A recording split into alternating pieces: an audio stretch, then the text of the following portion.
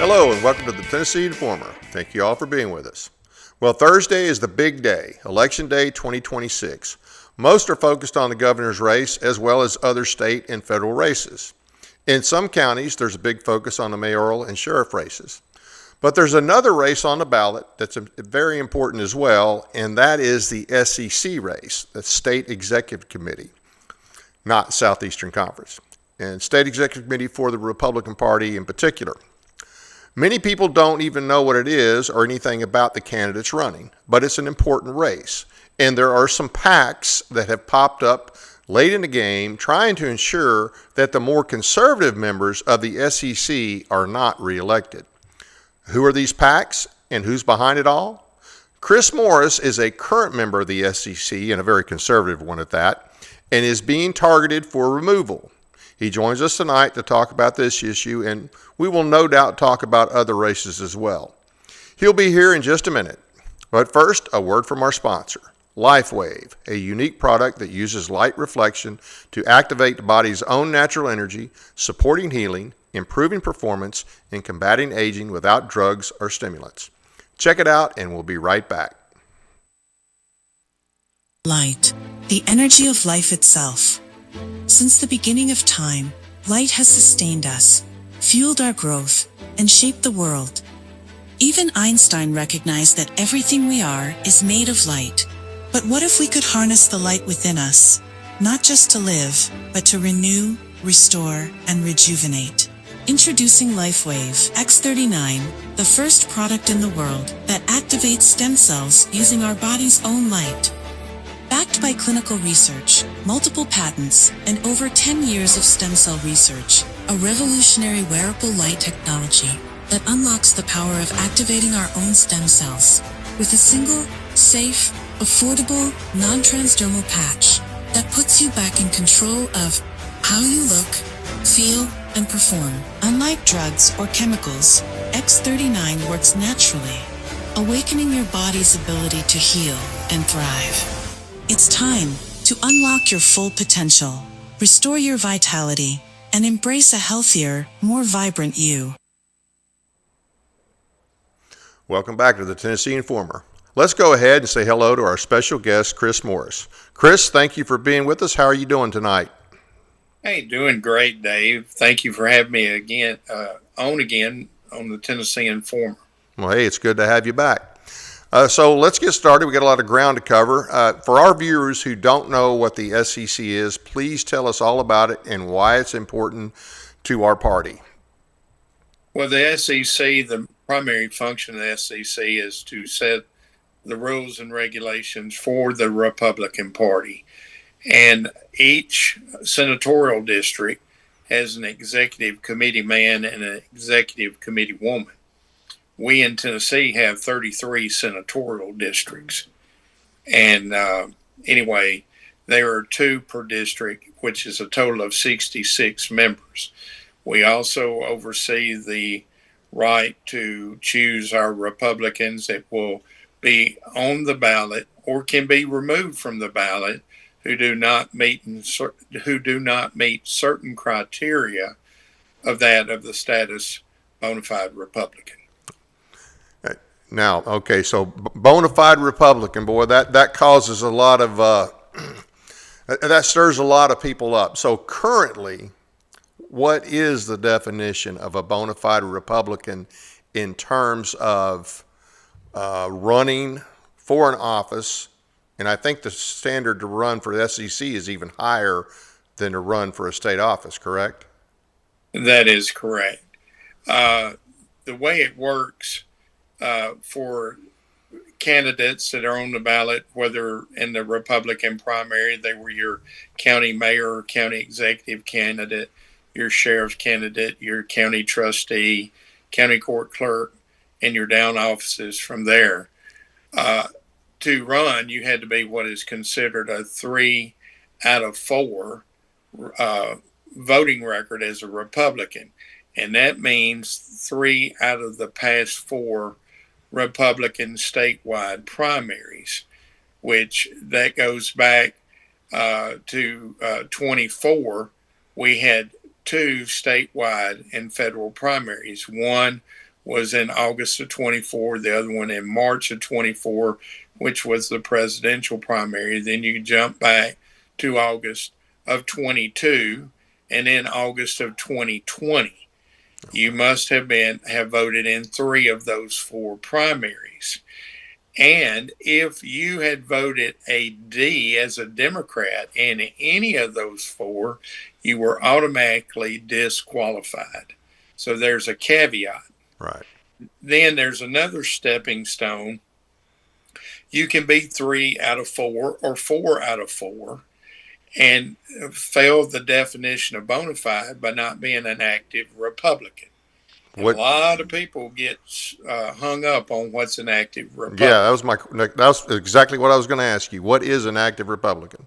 One, you must be a dues-paying member in your local party, Okay. or made contributions to the state party, or you helped out in a campaign. I know up in your neck of the woods, you got a U.S. congressman's race. You got put in District 5 now. Right. And you've got Andy Ogles, who is the current sitting congressman, Right. doing an excellent job, by the way, very conservative. And he's being challenged by a gentleman by the name of Charlie Hatcher, Right. For that congressional seat. So now correct me if I'm wrong, but isn't Charlie the guy that's getting all this money from these left-wing groups out in California? Is that accurate? That's what my understanding is. Okay. Okay. But anyway, if you're out there putting up signs for either Andy Ogles or Charlie Hatcher, or you're door knocking, or you're contributing to their campaign, that's active. Okay. So there's several ways to perform activity, but then people will go to barking when they can't. They may be a 3 out of 4, but they can't prove active status, where they're a member of the local party, contributing to the state party, working a campaign, so forth and so on. So, well, who would look at that? Who would determine that, whether or not they're telling the truth, other than just saying, "Well, I campaigned for so and so," or "I did X, Y, or Z"? that would be up, like in the congressional district, that would be up to every SEC member who is in the 5th congressional district, and you have several, okay? Right. And that cover that area. So it would be left up to those state executive committee members to make that determination. But the person has to provide proof. Right. Now, another caveat, and a lot of people don't understand this, for us, and we had to remove some of our own SEC members who have been in the party, been on the state executive committee, good people. They just simply didn't, they were not 3 of 3. We're held to a higher plateau. We have to be 3 out of 3, just like the county party chair Right. of each county party has to be 3 of 3. And if you don't meet that requirement, you cannot be a county party chair, nor can you be on the ballot for state executive committee. And don't let me forget about being on the ballot. I want to talk a little further about that later on. Okay. Yeah. And I just want to say, because I followed state politics for a good while, and the SEC, and I know a lot of people are not going to believe this, but it's a lot more conservative than it was. It's got more conservatives on it than it did in the past. Unfortunately, we still don't have enough to make it the conservative entity that it needs to be. Is that accurate in your opinion? In my humble opinion, and I go back and reference our April 25 meeting, I was very disappointed in fellow SEC members when my committee woman and I spoke out about a party reorganization in our senatorial district. And it proves it to me every time. It's about 50-50, about 50% hard conservative like myself, and about 50% that's sort of riding the fence, lukewarm. Might have a little horn on their nose somewhere.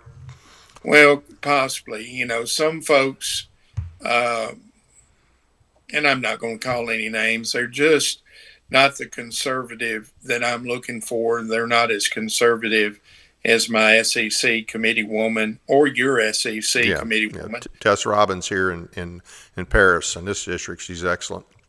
Yeah, and I have Angie McClanahan as my counterpart. She does an excellent job. And they're not our type of conservatives.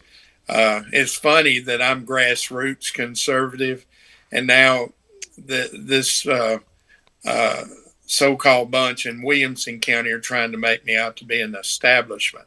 I'm as far from a Jack Johnson as you ever want to be. Yeah, absolutely.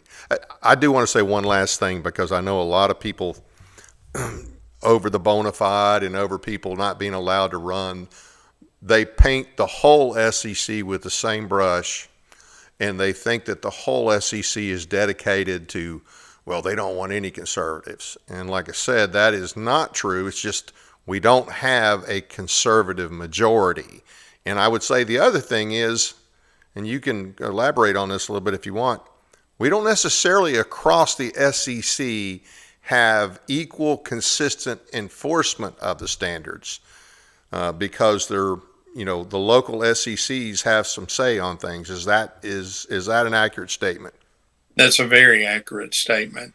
And that's why I said in another podcast last week, we need to completely redo our state party bylaws. There's too much redundancy in those bylaws. There's different interpretation by different SEC members, and it makes it hard when, like Angie and myself, I'll pick on us.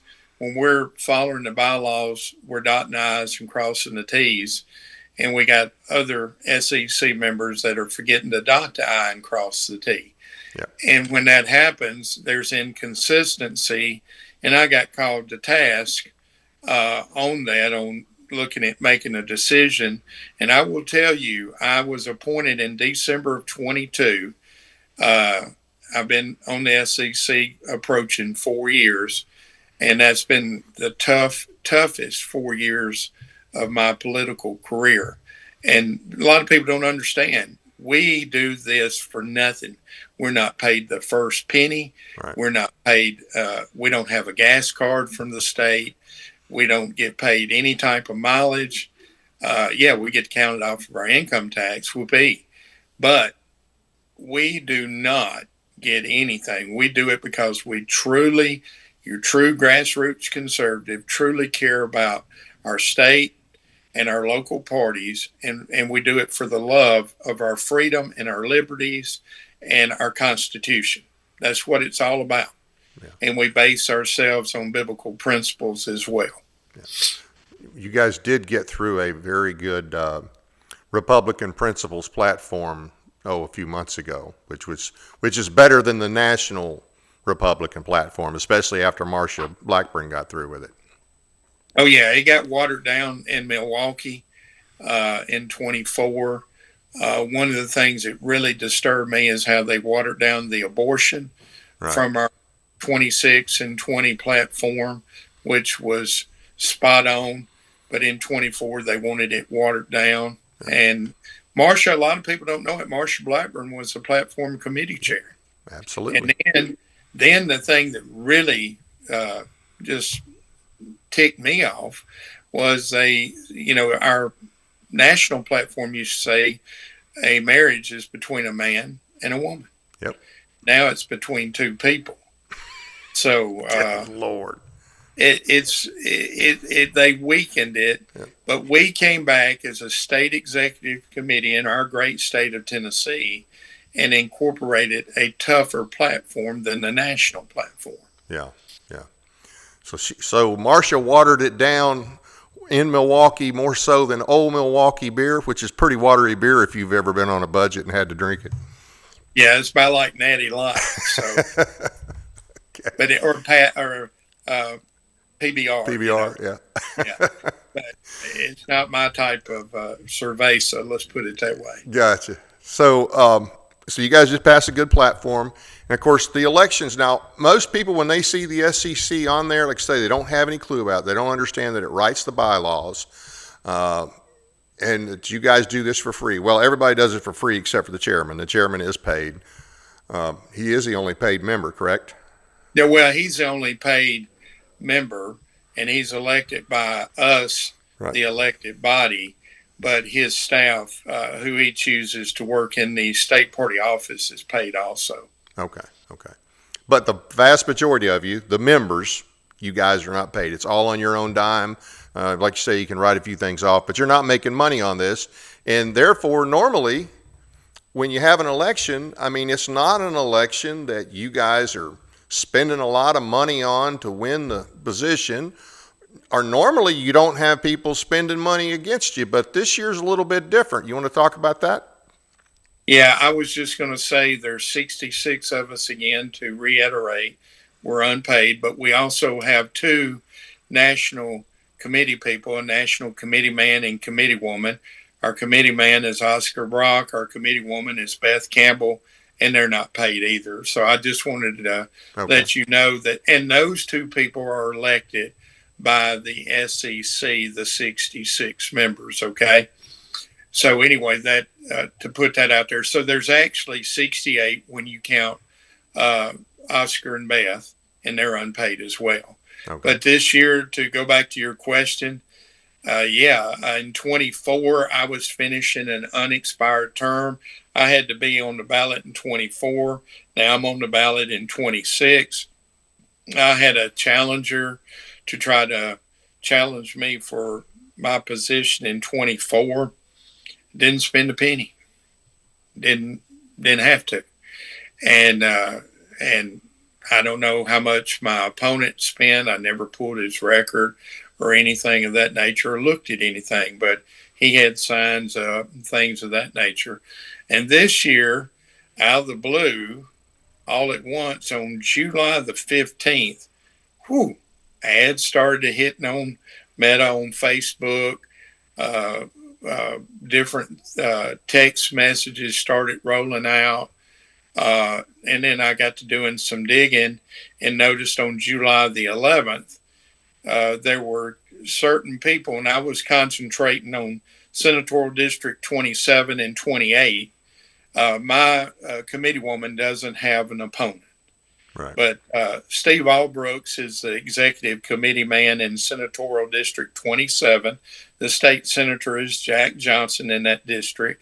And the executive committee woman is Cindy Miller. Right. And she has an opponent. And, of course, in Senatorial District 28, Joy Hensley is the state senator. My counterpart, Angie, her challenger was removed from the ballot.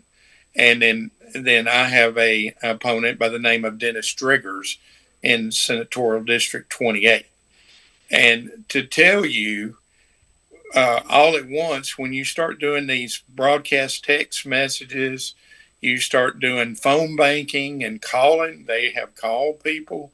They've done different drops on Meta, all kinds of stuff. This costs money. Right. And now, up until today, I actually spent my first $54.88. and I haven't got a bill. There was a push text messages that went out Thursday morning at 8:30 around the text for me. So I did one wave, and this stuff ain't cheap. Right. Whoever you hire to do it has to buy the data. They have to establish 931 numbers in this senatorial district. There is, when you get up in the edge of Williamson County, we just have a thumbprint. I just have a footprint, really, in Williamson County around the Spring Hill area on the Williamson County side. But my competitor is a school board member. I think that's District 3 in Williamson County, and he is in that position currently. And from his lips to the state, or not the state party chair, to the county party chair in Williamson, he was recruited about this position by our state Senate Majority Leader Jack Johnson. That came out of his own mouth. Really? And he said, "I don't know anything about this." So, and he still don't know anything about it because he don't come around to any of the true county party meetings, whether it be in Lewis County, Giles County, Murray County. Now, he did show up in Marshall County the other night after the meeting had adjourned, and he came in and went straight to the county party chair. Right. And I thought, well, who called him to tell him to come on in? The meeting was adjourned. I kind of got a laugh about that. I stuck around for a few minutes. He never approached me, nor did I ever approach him. I never had heard of him. He'd made an anonymous call to my business and used a fake name and asked if I was there. And I said, yes, this is he. How may I help you? And he said, thank you, and hung up. I thought, that's ironic. This was back on March 18th. Right. And I said, this is kind of ironic. I ain't never had a strange phone call of that nature. Right. And about an hour and 10 or 15 minutes after that phone call, right before that, I sat down. I don't have caller ID at my front desk, but it rose to my cell phone. I have a program that rose it, and there it was my competitor, Dennis Stewart Driggers. I said, why did he use a fake name? If he wants to talk to me, I'll talk to him. And he walked in the business and asked, is breakfast still being served? I said, no, sir. We stopped serving breakfast at 8 o'clock, and it was about 8:15. And he said, well, I was told that you serve breakfast to the public daily. I said, are you a paying guest at my hotel? And he said, no, sir.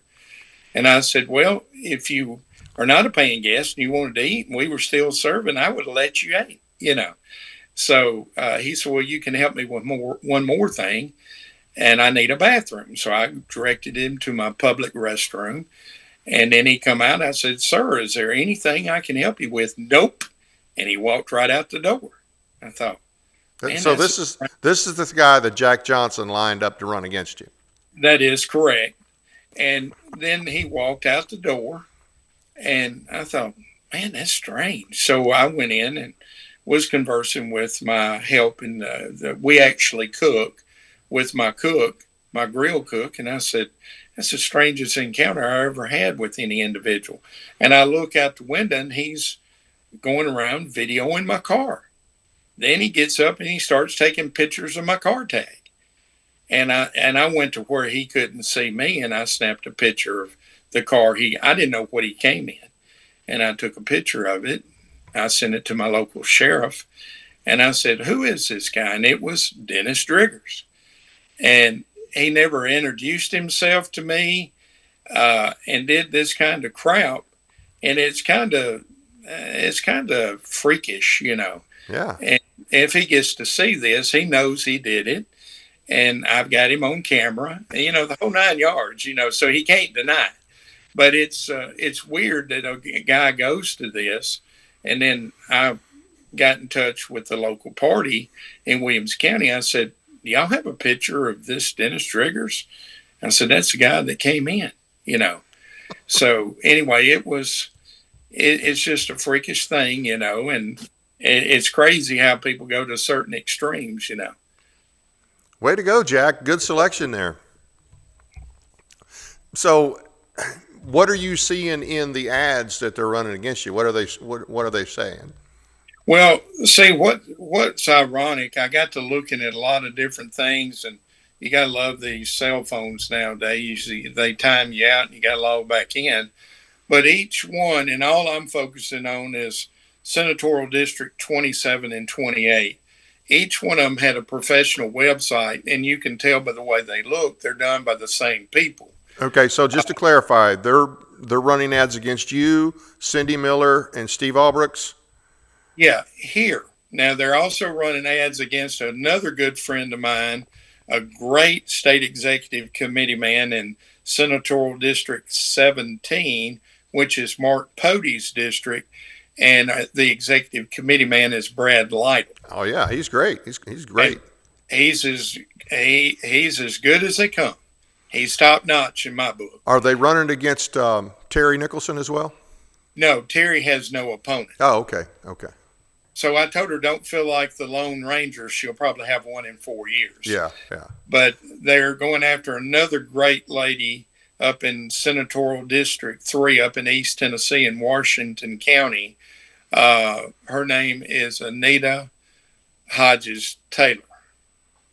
And they're going after her, and they're pumping money into a woman's campaign up there against her. So how much money are we talking? Well, we're talking, and what I've looked at as of July 29th, and they've dropped more ads. Saturday was August 1, and people were texting me and said, man, I got another text message from your opponent, Dennis Driggers, today. So they've spent more money. But what I can tell through July 29th, they are spending, like on Cindy Miller's, her opponent is Mary Kate Brown. Right. And then my opponent, Dennis Driggers, they have spent upwards to around $3,300 against us.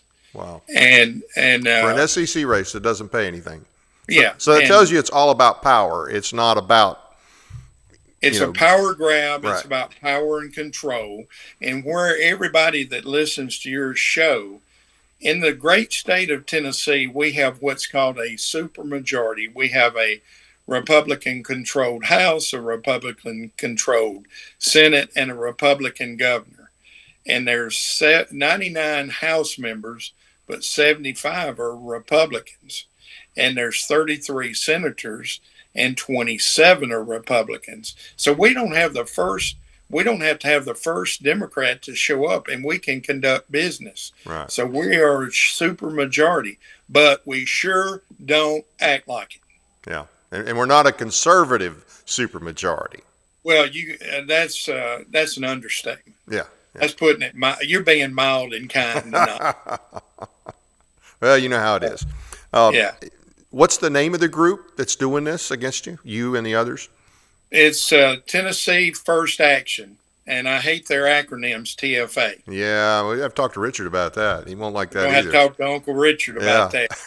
But Tennessee First Action, nobody knows where this PAC. We just know that it was filed March the 10th, so everything was premeditated. There's got to be a name on it. You can't just file a PAC without a name on it somewhere.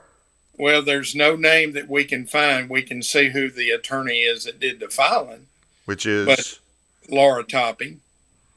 Okay. That's the only thing we can see. Everything else is sort of like behind the curtain. That's called where everybody comes out. And I did an op-ed with the Tennessee Conservative, right. Dark Money. And this is what people want to know, why we have low voter turnout in Tennessee and across this great nation.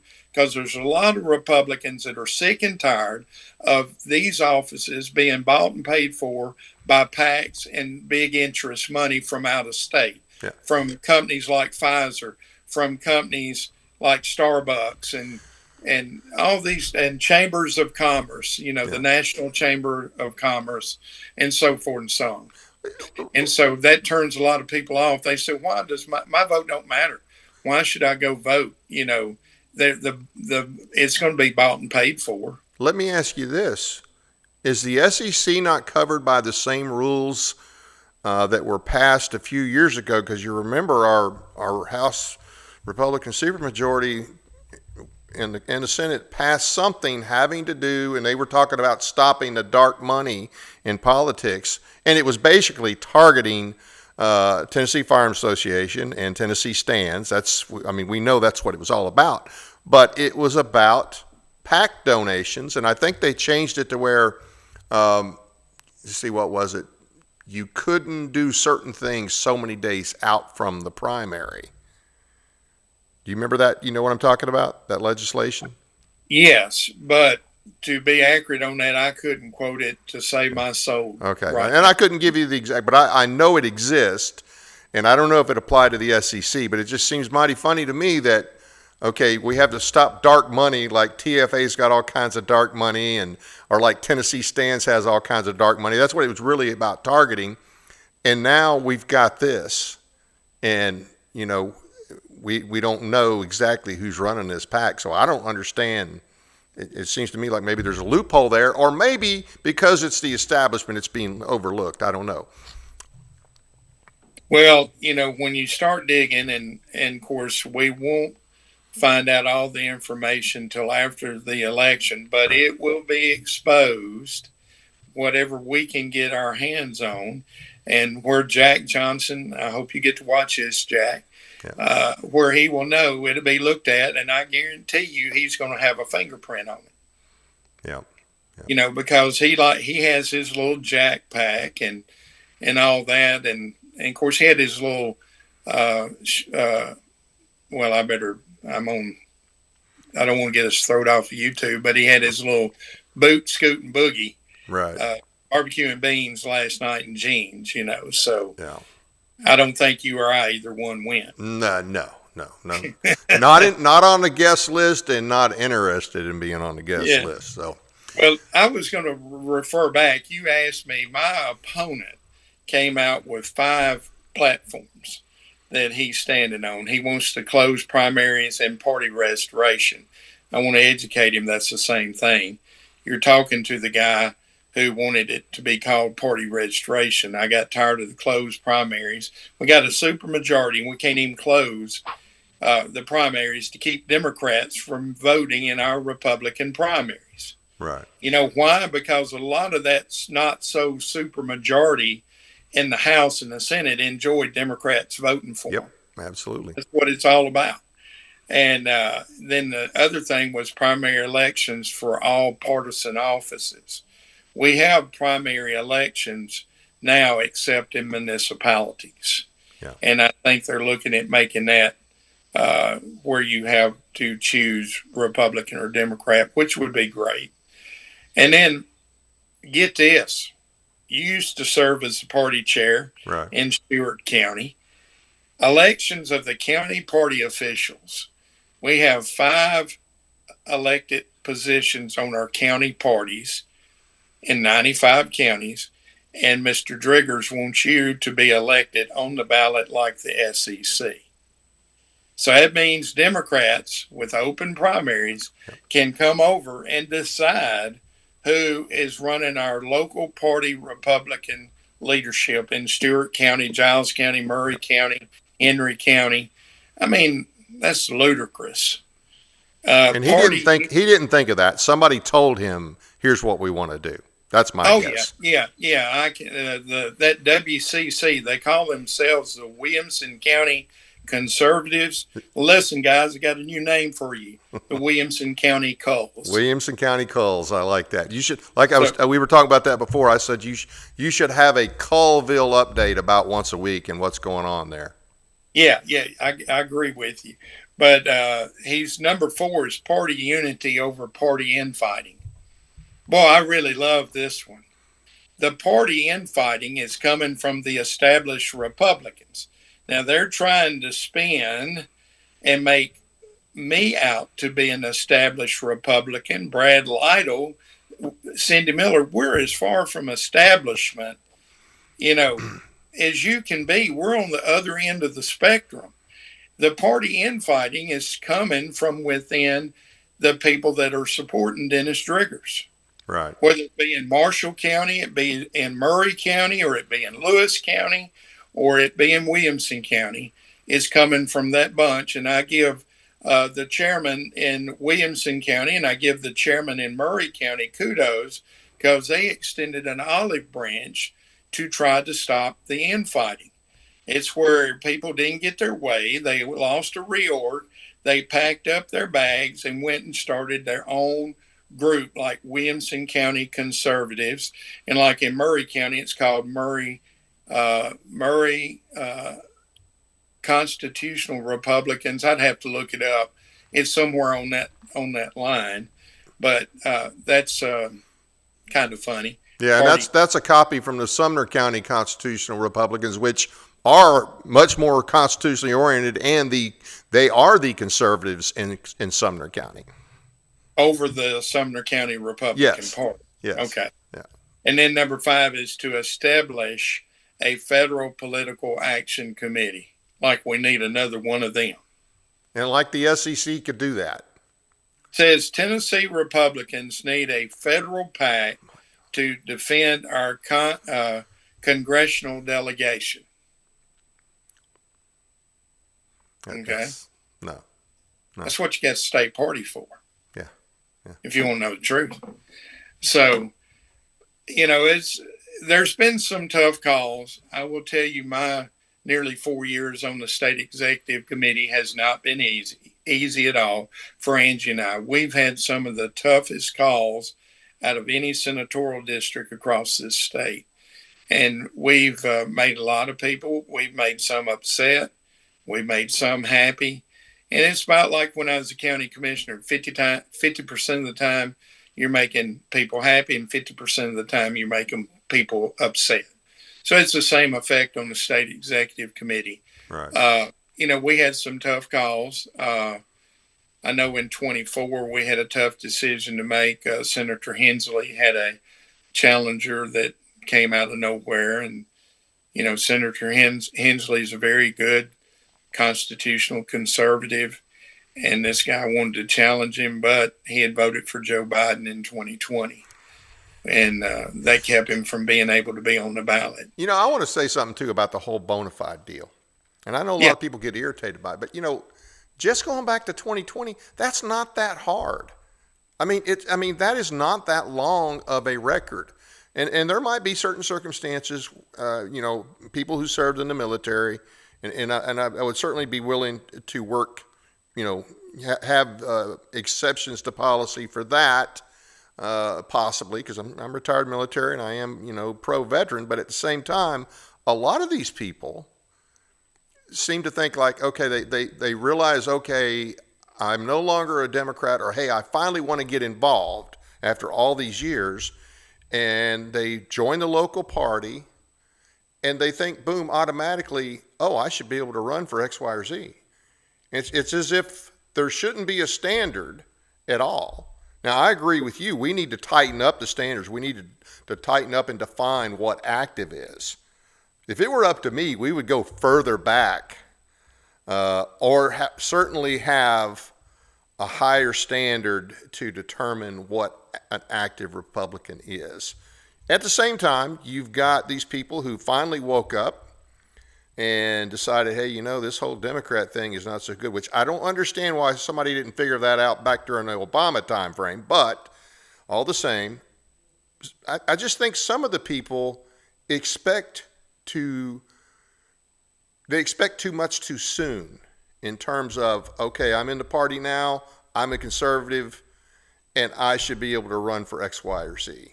I think some people maybe have some unrealistic expectations about that. And of course, what hurts is, like you said, the inconsistency. You and Angie might be consistent on something.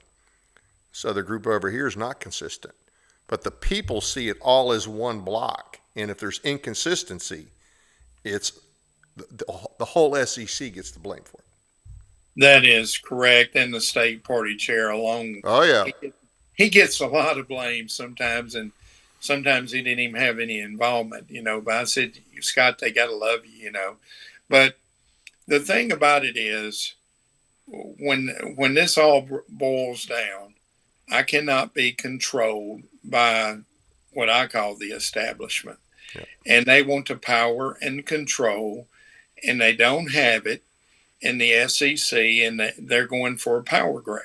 That's what it is. And I'd love for any of that bunch, and you know who you are, and I give my cell phone number the other day on the Truthwire News. They're welcome to call me. I ain't had a call from none of the Coles yet. And it's amazing. They're not going to call you. They're going to hide behind their keyboard cowards, keyboard warriors, their armchair quarterbacks, and they're going to sit back and poke and prod and try to, spread lies and rumors and all kinds of stuff to stir people up. And Mr. Driggers has fell right in there with it, because he's been listening to the other not so Republicans in this senatorial district. And every one of them out there listening know who they are, whether it's Debbie Matthews or Julie Kwan or Mary Cedeno in Marshall County. I'll call you out and I'll tell you what you are. And, it really fires me up. And I'm going to pick on Marshall County for a second. Marshall County had its first ever Republican primary. Now, 2 years ago, they were all for doing a caucus before this caucus bill passed, and we can pigtail on it a little bit. But anyway, this year they wanted to do a primary. In May, they had the primary, and the primary candidates won. And that party over there did not get behind their Republican nominees, pure and simple. And now they're trying to stir everything they can possible to make things difficult for the grassroots. Right. They're not, and you can talk to any of those folks that won the primary in Marshall County, and they'll tell you the same thing that's coming out of my mouth. So that Republican Party over there is fractured. Yep. And Debbie Matthews has done a good job in fracturing the party in Murray County, because when she didn't win reorg in 23, she packed her bags and started her own spinoff party. So there's some things, if I'm reelected to this position, that's going to get tougher on these folks that cause the division in the Republican Party, whether you're bona fide or not. There has to be, actions have consequences. Right. And they need to feel the pain. And I know Julie Kwan was videoing when I was running in 24. And if you remember this, Dave, I made the statement it needs to be 8 out of 8. And that would make it a lot tougher. Yeah. And I said it, in a way I'm serious, but I was mainly joking.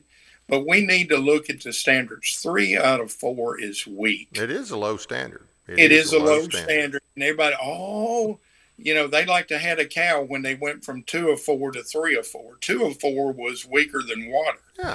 Yeah. But, I think if we went to a standard that was, I don't like this 3 out of 4.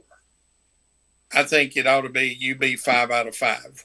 To be a county party officer, to be a state executive committee man or committee woman, to be a legislator in the House or the Senate or for governor. I think it needs to be tough. And we really need to look at these standards because, my opponent, Mr. Driggers, moved here from California. Don't California my Tennessee. Yeah, absolutely. And that's that is just one thing. It just rubs me the wrong way. And these transplants that moved here from other states have created the problem. Jack Johnson is not from Tennessee. Lee Reeves is not from Tennessee. Where's Jack Johnson from? Texas. Okay. So, that's that we're electing these people that are not true Tennesseans. Right. And they want to jump on me that I live somewhere else. That's what's so funny. And that started in 24. It was started by Julie Kwan and Vincent Cuevas. And what, the claim that you live in Alabama? Is that the claim? Yeah. Yeah. And so it's so funny. Just come on, bring it on. I'm ready for you. And, it's so asinine. I do want to say this in reference to, like, for instance, a 5 out of 5. I mean, because you and I both know Republicans in our Republican supermajority who are probably 30 out of 30 and are still not worth a damn. Okay. And so we have Todd Gardenhire. Yeah. Oh, Gardenhire, McNally, Lee, Johnson. I mean, 3/4, no, more than that, over 3/4 of the House. And there's only a handful in the Senate that are not worthless. Okay. So that number doesn't guarantee that you're conservative. I think we have to be able to, the principles that you guys came up with, we have to be able to hold Republicans accountable to those principles, or we really don't have a party, in my opinion, because the party exists for the platform. The party exists not just for candidates, but for candidates that will uphold the platform.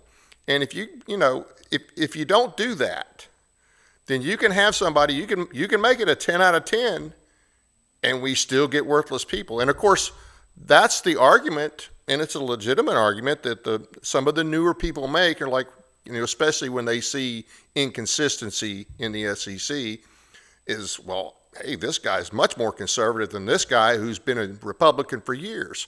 So I think it really has to shift to, whatever time frame we come up with, that's, we can discuss that. We got to uphold the platform. And that would mean if you were 10 out of 10 and you violated the platform, or you violated it X number of times, whatever, boom, you're gone. You can no longer claim the title of Republican. You automatically are stripped of your Republican status. Yeah. All the way up to the governor. Absolutely. From the governor down. I agree. Now, there was a lot of misnomers about the caucus. We'll go back to it before we close the show out, and the lies that were told there. But these people from the governor and the Senate and the House, they need to be held accountable. Yep. And if they violate that platform through getting on Saturday Night Live or trying to run out on a basketball court and pull down a referee's britches, or get a DUI, they need to be stripped, especially of their leadership. Yeah, so-called leadership. And for those of you who don't know, the reference to Saturday Night Live was our lieutenant governor, our perverted lieutenant governor, Randy McNally, who had that little online tryst with some, I don't know if he was a transgender or what kind of freak he was, but he had that, and hey, Tennessee made Saturday Night Live because of McNally, and he still stayed in leadership. The reference to the pants, that was Faison, who Faison is throwing shade at Monty Fritz, of all people, for him to throw shade at, okay? I mean, he's not fit to tie Monty's boots. And he tried to pants a ref at a high school basketball game, and they kept him in leadership. And who was the other one? Oh, the drunk little guy who pissed on himself down in Georgia. Ken Yeager. Ken Yeager, senator. He's in leadership. That's our Republican supermajority. So what's funny about that, Ken gave a new definition to two-tone khakis. One side was light and the right side was dark. That urine does wonders. Yeah. But it's an embarrassment. And for nobody to step up to the plate and call these folks out is weak leadership. Yep. No matter how you look at it. Yep. And of course, I know one of the gentlemen running for U.S. Congress, Todd Warner, called McNally out. Yep. And then, I mentioned it in the SEC meeting. I don't care how much money somebody gives to the stinking party. If they do wrong, you can't buy your way out. So that's how it is everything's funny when it comes to money. They try to buy their way around. Yep. And that's what really makes true, good, daily people who are so disgusted about even going to vote because they think their vote don't matter because of crap like this. And the legislators and the senators have got to do a better job. They should be held accountable to making sure everybody is abiding by our platform and our state party bylaws, pure and simple. Absolutely. Anything else on the SEC? Well, the only thing that I wanted to mention is, the legislators don't understand that the state party, whether you be Democrat or Republican, are private parties. Yep. Why in the world are we legislating a private party? You guys don't legislate the Rotary Club or the Lions Club or the Baptist Church on their deacons or the Church of Christ on their elders and deacons. Yep. But if you give them time, they'll try it because nobody just says, hey, this is unconstitutional. And with them trying to go with this and say, okay, we're taking a county party's right to away to caucus. Well, number one, every time you have a May primary, guess who pays for it? The taxpayers. Yep, the county. Up until this 1 year only, in May, the great state of Tennessee paid for every primary. And in Giles County, the Republicans, we did a caucus. So nobody paid for ours. The party did. And the Democrats called for a darn primary. Well, the state's going to pay for it. It's free money. That's the way them darn Democrats think. Yeah. And that's the way some of our so-called Republican legislators think, whether you're in the House or Senate. Well, they had 253 253 Democrats to vote in a Democrat primary in Giles County. Our AOE turned in the bill, and it was over 27,000, Yep. nearly $500. So it cost over. You do the math. Divide 253 into 27.5, and you'll see what it costs per vote. We had a similar problem in Stewart County, and this was forced on us by the party because we hadn't caucused before, so they made us do primaries. Well, we didn't have, the only person we had running as a Republican was one judge running, and he was running uncontested, but we still ended up doing a primary. So the county still, in this case, the state paid for it, okay, but it was stupid to have a primary for one guy with no challenger. But that's something that was forced on us. That was not something that we signed up for because we had not done caucuses in the past. And so the rule change they made late last fall, early summer, we ended up having to do a primary. Right, and that was all because of the Williamson County reorganization in 2025. Yeah. And as Jack Johnson's home county and Lee Reeves, look who sponsored the bill in the House and who sponsored it in the Senate. And we had several legislators to co-sponsor. Right. But the thing about it is, and whether they like it or not, they lied. There's no little lie or white lie. It's a lie. A lie is a lie. Yep. And they went around and they had other legislators thinking we were going to caucus them. They were creating animosity and confusion and just simply lying. Right. That is for local county races only. And for you to take away that right, you're unconstitutional. And then some of these legislators have the audacity to say, well, we know it's unconstitutional. Who's going to sue us? Yeah. Well, you might be surprised. Yeah, absolutely. And that needs to happen. The SEC does need to sue over that issue, in my opinion. Any thoughts on some of the key races, non-SEC races? Well, I'll just share that I think the governor's race is a dead heat. From everything that I'm seeing in the polling, it's a dead heat. Now, I know that some of the gubernatorial candidates would put out false numbers, yep.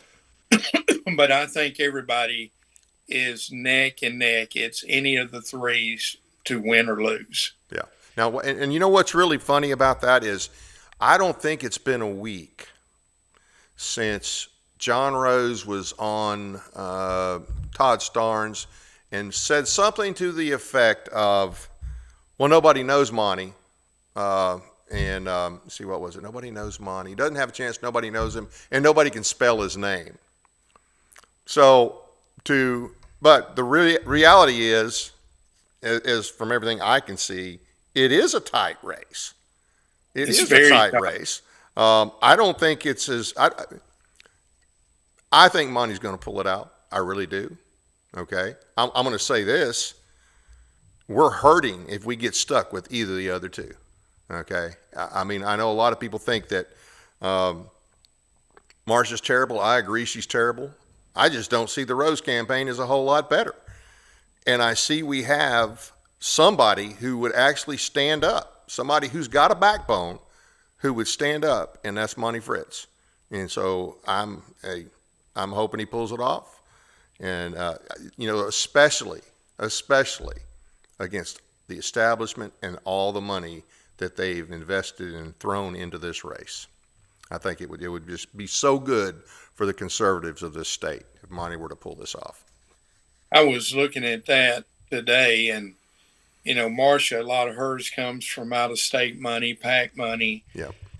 She has local donors as well. John has local donors. He's taken very little in the way of PAC money, nothing to the magnitude Marsha has. Right, but he's used a lot of his own money, too. He's self-funded. Yes, yep. He's self-funded. Did you see the same thing that I saw? And maybe I misread this. 13 million, was it 13 million that Rose has spent? I know it's way up there. I don't know if it's that high. Okay. I was thinking something was telling me around 8, Okay. a little over 8 million. Okay. I'd have to go back. There's so much you don't know what's Right. for real, Yeah. what's a lie. Yeah. But and I know Monty has done a lot of grassroots collecting donations from people across this great state. People giving him donations. He doesn't have the money or the PAC money Marcia has or the money that John has. Right. So he's done his in earnest Yep. on everything. And I will say when the guys sell funds like Congressman Rose, he's done most of his in earnest too, because I don't see much PAC money he's taken versus what our U.S. Senator has taken. Right. And, what gets me is why, and this should be a question people ask, why did Marcia run for U.S. Senator in 24 and ask us to vote for her for a 6-year term when she had the intent of running for governor? Yeah, and there's no way it didn't. It just all of a sudden popped in her mind. She Yeah. knew what she was doing. That tells you she's deliberately deceptive, and that should be all you need to know. Yep, and I hear her talk about the state income tax. She stopped that.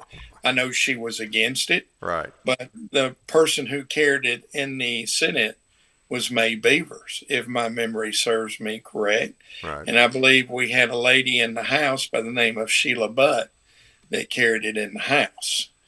So, that's fine and dandy. It's a difference in sponsoring a bill and signing on it. A sponsor is a sponsor, and then you have these co-sponsors. Right. Oh, yeah, I'll sign on to your bill. Yeah.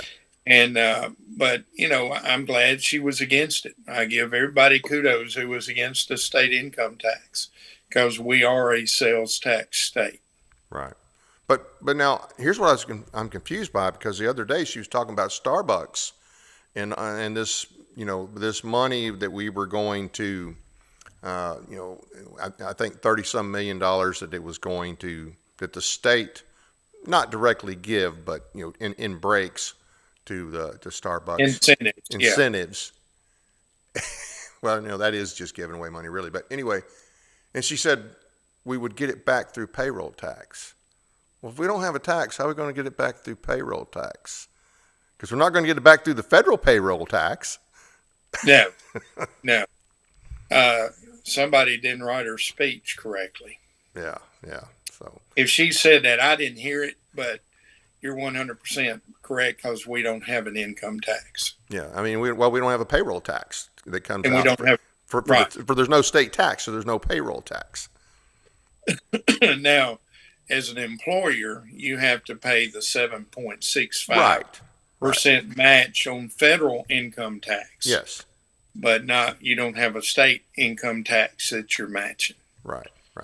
So, but now one thing I want to mention, the caucus versus a primary, when a county party chooses, to elect their county officials through a caucus method, it's not costing the local county election party or the county taxpayers a dime. Yep. It's the bills being footed by the county party. Yep. And we should have the right, as long as these stinking primaries are open. If we went to party registration, we could do away with caucus, But as long as we have open primaries, we should have the right to choose. Do we want to do a primary, or do we want to do a caucus? The parties are private. Yeah, I think since they're private, they should be able to do a caucus or a primary. That's no matter right. What. And what happened, Scott Golden and I were talking about this the other day. In 1972, under a Democrat-controlled House and Senate, they passed a bill to where the state executive committees would have to be on the ballot. I want a bill to undo that legislation in 72. I don't think we, the state executive committee, we're zero paid. Right. Should be elected by popular vote of the of the county. We should be elected through a caucus mechanism Yep. by the counties we represent. Absolutely. I We agree. have judicial caucuses, and if you ask the 22nd judicial district, everyone, to our public defender, to our DA, and to our 5 circuit judges, are Republicans. And we did that through a judicial caucus. And if we did the SEC the same way, the party should control of that county, the SEC members and the judgeship and everything. And so, no, I'm going to fight for legislation to remove the election of SEC members from the ballot. And another thing that I think our legislators need to be looking at, and I hope y'all watch this, we need to have bill reduction. Y'all have passed so many bills up there, you can't even enforce them. Nope. But one bill that I think needs to be passed, add a bill, is one person cannot hold multiple elected positions. Right. Like a county or county commissioner cannot be a city mayor of a community. Yeah. Whether it be the There's county conflict seat. of interest there. Yeah. There's so much conflict. And now we're getting to where aldermen who are elected aldermen in these cities are running for county commissioners. There's going to have to be some tough love. Yeah. And, it may not be popular, but you should only be able to hold one elected office in this great state at any one given time, not two, not three. Agree. And it's crazy. But anyway. What district are you in? I'm in Senatorial District 28. Joy Hensley is the state senator and a great constitutional conservative senator. So when they go in there on Thursday, when the citizens within your district go in there on Thursday, they need to look for the SEC. They need to look for Chris Morris. And you say your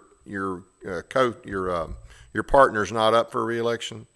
No, we're all 66 of us are up for re-election. Okay. They don't have a challenger. I'm sorry, they don't have a challenger. She doesn't have a challenger, and her name is Angie McClanahan. She's doing an exceptional job. Be sure to give her a complimentary vote. And I would humbly ask for anybody in my senatorial district to push the button for Chris Morris. All right. Well, hey, if you were in my district, I'd vote for you. I'm fortunate. I've got Tess in this district. She does a great job.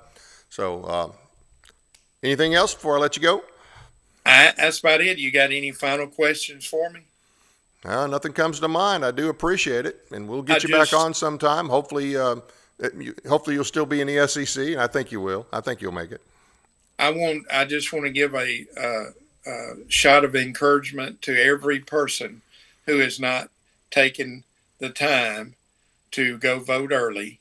Please go vote on August the 6th. Most polls in the counties open at 7, some open at 8. And they stay open till 7, but exercise your right to vote. And please do. It does matter. And Dave, thank you so much for having me on. I've truly enjoyed it. Absolutely. And on the Mike here in Henry County, on the Mike Weatherford show, Thursday, there's going to be results for this area and live, well, actually for across the state. So live results Thursday on the Mike Weatherford show, which the producer for this show also does that one as well. So just for the audience, this Thursday, live results on the Mike Weatherford show for this upcoming election. One other thing, if you live in Senatorial District 27, you've got two good people up there. And Steve Allbrooks is your state executive committee man, and Cindy Miller is your state executive committee woman. Please vote for both of them. They are doing a great job on the SEC. We need them. We need people who are there for the right reason, not for arbitrarily reasons or to get back at somebody. Right. We need people who truly care about our state and our Constitution and our Bible. Absolutely. And Brad Lytle in District 17? And yes. And Brad in District 17 and Anita Taylor Hodges in District 3. I don't know if we'll reach up there. We can share the video we and got they some. can get it out. And we got some good people you and I both know in Washington County. Yep. And Anita is an excellent person. She's had tough decisions, but she's made the right decisions. And so is Brad Lytle. Absolutely. So help us all out. I appreciate your time. Look forward to being back on in the future. All right. Hey, appreciate you coming on, and you take care. Thank you, sir. And appreciate what you do. Just a little more political commentary here. Hey, the governor's race, like we talked about, some polls show it really tight. Don't let anybody convince you that, there's no way Monty Fritz can win. He just doesn't have the money. They would not be, both the other parties are members, or both the other candidates are members of their teams, would not be attacking Monty now if they weren't concerned. Okay. And it's going to get worse. You'll see more. But here's the thing, with Marcia and Rose, you've got Rhino A or Rhino B, and in the long run, there's no real change. Now, there's no chance for change with either one of those. So if you want something besides the garbage we've gotten for the last 16 years from our weak governors, if you want something different, you need to vote for Monty Fritz. Vote your conscience, vote your values, vote what you say you believe in, and stop being conned into this idea of, he can't win, he doesn't have millions of dollars. Just don't fall for it. Do the right thing. He caught a lot of flack the other day for what he said about Islam not being a religion. Well, hey, I agree with him. It might have a little bit of religion to it, but it's a terrorist death cult. And he's right to be concerned about it. He's right to, question how we're going to deal with it, and to say, hey, well, I'm not so sure it's a religion. I mean, they've got a 1,400-year record of destroying countries. And they and the left, the Red-Green Alliance, are teaming up. And we need somebody in our state government. We need a governor who has a clue. Haslam did not have a clue. Matter of fact, he facilitated a lot of the initial success of the Islamic movement within our state. And of course, some of the first people that Bill Lee met with were the Islamists. And by the way, the Islamists in this state are very, very organized, as is the left. The communists and Islamists are working against us. And neither Marcia or Rose have a clue. I don't think either one of them would have the backbone to do anything. Monty has pointed out that they are a problem. They are a threat. Now, he also caught a lot of flack for saying that when he was asked about the First Amendment, he said, well, First Amendment says Congress shall make no law respecting the establishment of a religion or prohibiting the free exercise thereof. Guess what? That's in the Bill of Rights. Now, the Bill of Rights, guys, and I've talked about this before, was a limit on the federal government. You can go back and look at the court cases for a good chunk of our history, really it's only been like the last 80 years that they took the Bill of Rights, and the judges did this. They'll tell you the 14th Amendment changed it. They'll tell you that the 14th Amendment through the Due Process Clause and or Equal Protection Clause made the Bill of Rights subject, it gave the federal government the ability to beat the states over the heads with the Bill of Rights. The Bill of Rights was always intended to be a restriction on the federal government, especially when it comes to religion, and here's why. At the time of the founding, several states had established religions. Now, I'm not saying we should have an established religion, but that was the reason. That there's a preamble to the Bill of Rights. And if you read the preamble to the Bill of Rights, it tells you why it was created, why it was done, why it was passed. Because the people at the time, they agreed to the Constitution, but they were concerned it was going to make the federal government too powerful. They didn't want religious strife. They didn't want a all-powerful federal government to dictate to the states what the religion would be. That was the big thing about the Establishment Clause, is they did not want a national religion because all the different colonies, they had different religions. They had different established religions. That's just a fact. And even after the passage of the 14th Amendment in 1868, there's famous cases, the Slaughterhouse case, and there's actually a case that's not known as well. I think it was the Twining case in 1868. 1868, the same year it was passed, and they made clear that no, the Bill of Rights was not incorporated by the 14th Amendment against the states, that it was a restriction on the federal government only. It's not until the 1930s, or let me back up a little bit. The 1920s was the first time that the Supreme Court took it upon itself to say, hey, remember that 14th Amendment? We think that incorporated the First Amendment, a portion of the First Amendment against the states, as far as freedom of speech goes. It's not until the 1930s, the first case having anything to do with the establishment of a religion is brought up, and I cannot remember the name of that case, but it was 1934. And then 1947, the Everson versus U.S. case.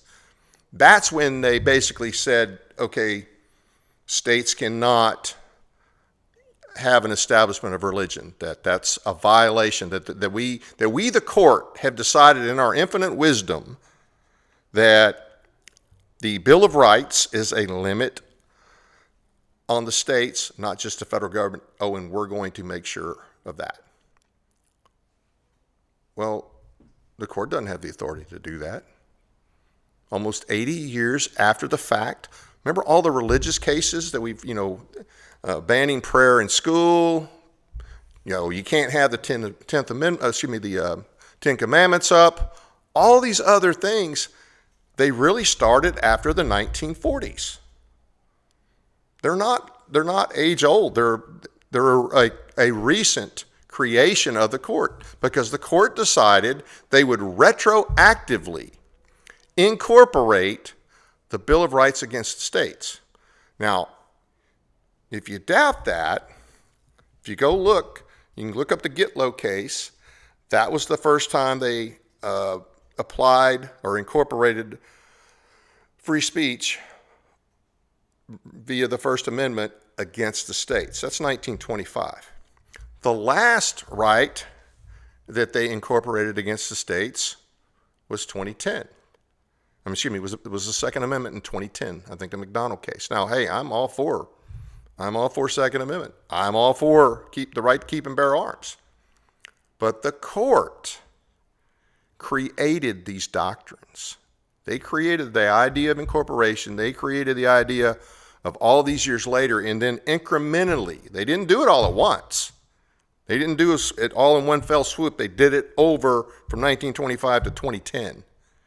They incorporated these different things and said that, hey, this is now incorporated against. They don't have the authority to do that. They don't have the authority. And oh, by the way, the idea that when it said Congress, and when Representative Fritz said that it says Congress, not the states, well, guess what? Justice Thomas is on record. Justice Thomas is on record, you can look this up, as believing that the court erred when it incorporated that portion of the First Amendment. When it incorporated what's called the Establishment Clause that says Congress shall make no law respecting the establishment of religion, he believes they erred when they did that. He thinks that should be changed. There's also an organization called the Federalist Society, which is a bunch of lawyers. Some of them conservative, some of them maybe not so, but I read an article recently there where they believe that the incorporation doctrine should have been left at the state level, because at that time, that was a state decision. Now, they don't necessarily agree that nothing else should have been incorporated against the states, but on that issue, They agree. So it's not a crazy idea. And I'll tell you something else. If we leave it to the court, the Supreme Court, to be the decision maker on the issue of religion, we cannot effectively in our state defend ourselves against the threat of Islam, because they will play that card. And if we're not willing to look at that, and I don't know what Monty's plans are for that. I'm just telling you the facts. The court created this. Oh, by the way, when they started in the 40s with their establishment doctrine for having to do with establishment, they started in the 40s. Their standards are not the same today as they were in the 40s. They've created different standards. It's changed over time. The court is not a lawmaking body, but we've allowed them to de facto act as if they are. Congress could and should rule in the court. And I've said this before, Article 3, Section 2. Congress can limit the appellate jurisdiction of the Supreme Court and all federal courts. That is something we should be pushing at the federal level. So anyway, Thursday on the 6th, vote Monty Fritz. I want to say a couple other things. There are some other races to watch because, Monty can't do it all by himself. He's not going to be a dictator. He's going to follow the Constitution. He's been clear about that. He's going to follow the Constitution, but we need good people up there. We need good people like Will Bolton elected. I think that's District 23, who's running against a Rhino incumbent, Mark Cochran. We need people like Kent Morrell in East Tennessee, Knoxville. I don't remember the district number, but he's running against Richard Briggs. Briggs is one of the worst senators we have up there. Jessica Means in House District 1 is running against John Crawford. She's a good one to support. There's Michelle Renault in the Chattanooga area. She's running for re-election. I don't remember her opponent's name, but she's been a good one, and the establishment's coming after her, of course. Let's see. There was John Gentry's a strict constitutionalist in district, I forget the district, but in the Sumner County area. Okay, that's one. And you got the John Llewellyn running here locally. And so those are just some people. Look at these state races. Vote for the most conservative person. Look at everything on them, everything you can find out, and vote for hardcore conservatives and people who actually have some respect for the Constitution, because that's the only way we're going to change these things. Hey, I want to thank the audience for taking the time to watch our program tonight. We appreciate each of you, and we hope to, in the future, maybe find a way to reach out to you and get some ideas of hearing some guests from you, some people you'd like to hear from, or some topics you'd like to talk about. So check out our audio podcast on iHeartRadio, Spotify, and other platforms as well. Find upcoming shows, listings, and other information, and sign up for our weekly newsletter or website, teeninformer.com. Find and follow us on Facebook and Twitter. If you want to know more about Monty Fritz for governor, you can go to his website, which is simply fritz4tn.com. Click on the word platform to see his platform and where he stands on important issues. He's got a lot of good YouTubes on there, and to include his top 10 that covers different topics. Join us again next week when our guest will be Lieutenant Colonel retired Edwin Kennedy. He's a West Point grad from 1976, and he'll be here to discuss the article Killing Woke at West Point and related issues and individuals that have led to the lowering of standards and left-wing ramification of West Point. Hope you'll join us for that. Take the time to check out our other shows brought to you by Kill Media and West Tennessee TV by going to myparistv.com. There you can find links to the Mike Weatherford Show and Sportscast with Jeremy Buckaloo and other programming as well. Tomorrow over myparistv.com, just in time for Elvis Week, Mike Weatherford welcomes Elvis Attractant Authenticator Lindell Morris. He'll be bringing a bunch of cool and rare Elvis items and let you know what to look out for when considering purchasing Elvis memorabilia. If you're in the Paris-Henry County area, there will be a meet and greet, and you'll get to see some of the items live and in person. The address for that is 107 South Brewer Street. Begins at 4:30. Next Sunday on Sportscast with Jeremy Buckaloo, volleyball takes center stage. Henry County High School and the Paris Volleyball Club team members reveal the upcoming volleyball season. That's it for now. Good night from Paris, Tennessee, that is.